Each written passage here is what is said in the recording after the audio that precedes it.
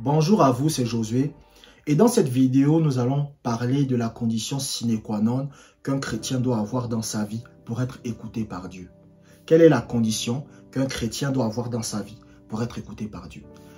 La condition qu'un chrétien doit avoir pour être écouté par Dieu, c'est de tout simplement avoir une relation régulière avec le Seigneur. Écoutez. Vous n'avez jamais vu des chrétiens parfois qui prient pour une chose et Dieu ne les exauce pas? En général, c'est pas parce qu'ils mènent une vie de péché ou toutes ces histoires-là. Vous savez, c'est pas ça. En réalité, c'est d'où vient le problème? Le problème, c'est qu'ils n'entretiennent pas une relation avec le Seigneur. Je vous prends un exemple sur le plan naturel. Vous savez, pour comprendre les choses spirituelles, regardez les choses naturelles. Admettons que vous avez votre voisin. Vous ne lui dites jamais bonjour. Vous ne lui parlez jamais. Vous ne l'écoutez jamais. Vous ne riez jamais avec lui. Vous vous en foutez totalement de lui. C'est-à-dire que quand vous passez devant votre voisin, vous ne vous dites même pas bonjour. Maintenant, un jour, vous avez besoin de 300 €. Vous allez cogner chez votre voisin. Vous dites à votre voisin, « Voisin, j'ai besoin de 300 €. Est-ce qu'il va vous donner ça? Il ne vous donnera pas ça. Vous savez pourquoi il ne vous donnera pas ça? Parce que la relation que vous avez n'est pas suffisamment forte. Elle n'est pas suffisamment forte. Écoutez, admettons que vous marchez dans la rue, d'accord? Vous êtes en train de marcher dans la rue. Et pendant que vous marchez dans la rue, il y a un monsieur qui vient vous voir. Et il vous dit, j'ai besoin que vous me donniez 500 €. Est-ce que vous allez donner? Vous n'allez pas donner. Pas parce que vous êtes méchant. C'est pas parce que vous êtes quelqu'un de méchant. Vous n'êtes pas une personne méchante. Mais vous ne lui donnez pas. Pourquoi? Parce que la relation que vous avez n'est pas suffisamment forte. Par contre, vous avez votre meilleur ami qui n'est pas du même sang que vous. Vous avez votre meilleur ami qui n'est pas du même sang que vous. Mais depuis votre tendre enfance, vous vous connaissez. Donc, en fait, c'est pas quelqu'un qui a le même sang que vous. C'est pas votre frère de sang, mais c'est votre meilleur ami. Depuis que vous êtes petit, vous avez fait l'école primaire ensemble. Vous avez l'habitude de discuter. Vous avez l'habitude de parler. Parfois, vous parlez même de football. Un jour, il vous appelle. Il vous dit, mon frère, j'ai besoin que tu me donnes 300 € s'il te plaît. J'ai besoin d'aide. Vous allez lui donner. Pourquoi vous allez lui donner? C'est pas à cause du sang. C'est à cause de la relation que vous avez. Mais vous n'avez jamais vu des gens, par exemple, il est là. Voici son père qui arrive. Son père dit que non, moi je t'ai abandonné avec ta mère quand tu étais tout petit. Mais je suis ton père. Donne-moi 1000 €. Il ne va pas donner. Parce que vous devez comprendre que le monde fonctionne avec les relations. C'est comme ça que ça marche. Qu'est-ce qui fait en sorte que lorsque moi je prie Dieu, Dieu m'exauce parfois dans certains domaines? C'est à cause de la relation que j'ai avec lui. C'est parce que je communie avec lui. C'est parce que je passe du temps avec sa parole. C'est parce que je passe du temps dans la prière. Donc, vous êtes un chrétien. Vous ne priez jamais. Vous ne méditez jamais la parole de Dieu. Mais le jour où vous avez un problème, vous vous rappelez que Dieu existe. Écoutez, moi je suis là pour dire la vérité aux gens. Vous savez, il y a des choses que quand moi je les dis, je sais que vous n'aimez pas ce que je dis. Je sais ça. Mais je le dis quand même. Il y a des gens, vous vous en foutez de Dieu. Vous faites 5-6 mois, vous ne priez pas. Mais le jour où vous voyez que votre enfant est malade, c'est là que vous commencez à jeûner. C'est là que vous commencez à lire la Bible. C'est là que vous commencez à méditer. Vous aurez du mal. Parce que Dieu va voir qu'en fait, vous venez quand vous avez seulement besoin de lui. Écoutez, moi je médite la parole de Dieu et je prie. Quand tout va bien et quand tout va mal.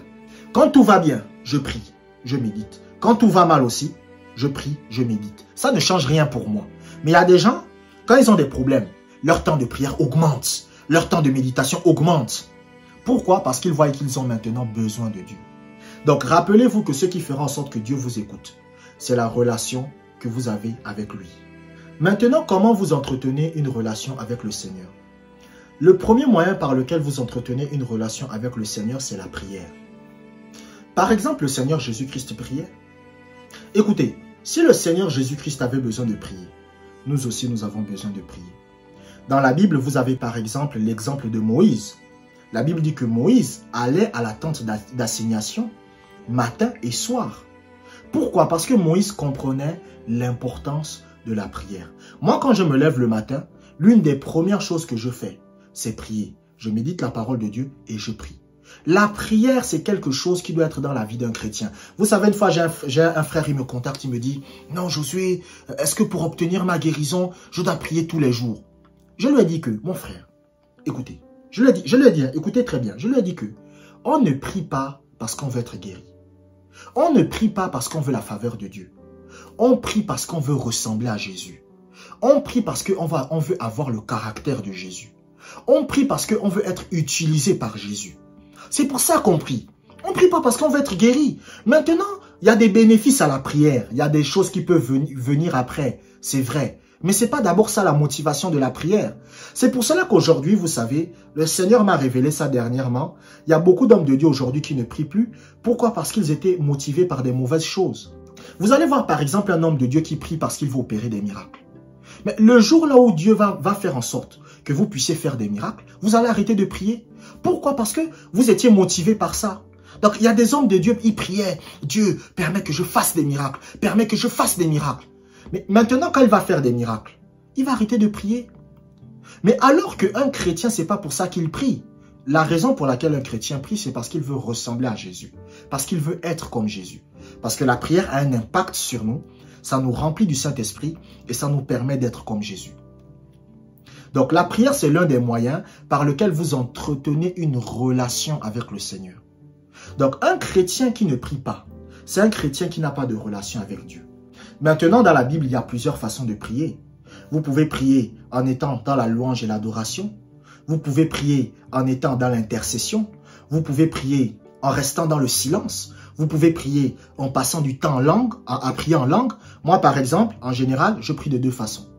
Soit je passe du temps en silence, soit je prie en langue. En ce moment, je passe beaucoup plus de temps à prier en langue. Il y a d'autres chrétiens qui prient en étant dans la louange et l'adoration. Il y a d'autres chrétiens qui vont prier en étant dans l'intercession. Mais vous devez avoir une vie de prière. C'est comme ça que vous entretenez une relation avec Dieu. Et je vous révèle que le but de la prière, c'est de vous remplir du Saint-Esprit. La prière fait en sorte que le Saint-Esprit puisse agir à travers vous. C'est pour ça qu'un homme de prière, il y a des choses qu'il va faire inconsciemment, mais c'est le Saint-Esprit qui l'a poussé à faire ça. L'autre moyen par lequel vous entretenez une relation avec Dieu, c'est à travers la méditation de la parole de Dieu. Il y a beaucoup de chrétiens, vous connaissez ce passage. Josué chapitre 1 verset 8. Que ce livre de la loi ne s'éloigne point de ta bouche. Médite-le jour et nuit, afin d'agir selon tout ce qui y est écrit. C'est alors que tu auras du succès dans tes entreprises. C'est alors que tu réussiras. Écoutez, vous savez, il y a combien de chrétiens ici vous priez Dieu pour la réussite? Oh Dieu, je veux réussir. Oh Dieu, agis dans ma vie. Oh Dieu, oh Dieu, oh Dieu. Dieu vous donne le secret de la réussite. Médite la parole de Dieu jour et nuit et tu réussiras.